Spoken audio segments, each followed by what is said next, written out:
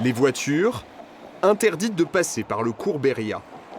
Depuis samedi, seuls les piétons et les vélos ont le droit d'y circuler.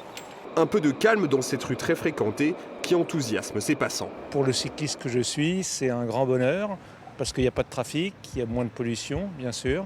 Je pense que pour les gens qui habitent Courberia, ça doit être également plutôt agréable. Moi, je trouve que c'est plutôt une bonne idée.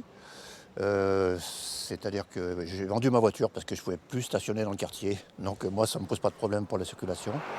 Une piétonisation estivale qui doit durer 2 semaines. C'est déjà trop pour les commerçants. Dans cette boucherie, beaucoup de clients viennent faire leurs courses en voiture. Le gérant craint donc une baisse de ses ventes. Moi, personnellement, j'ai été très choqué parce qu'il n'y a eu aucune concertation. Je m'inquiète, je me dis, je viens de reprendre cette boucherie là, en janvier. Et déjà, je ne m'attendais pas à ça, quoi. C'est vraiment la tuile. Les zones piétonnes se multiplient dans tout Grenoble. Depuis le 31 mai, le quartier Sainte-Claire est définitivement interdit aux voitures.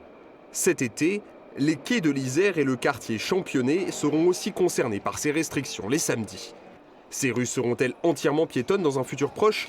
Rien n'est décidé, assure la municipalité. Je ne vais pas préjuger de la façon dont les Grenoblois, les métropolitains vont s'emparer de cette façon de faire vivre les espaces publics. En l'occurrence, elles sont temporaires pour le mois de juillet de cette année. Évidemment qu'on en tirera des leçons sur la façon de pouvoir reproduire de façon événementielle ou plus qu'événementielle les piétonisations. À partir de septembre, c'est l'ensemble des rues aux abords des écoles qui sera réservé aux piétons.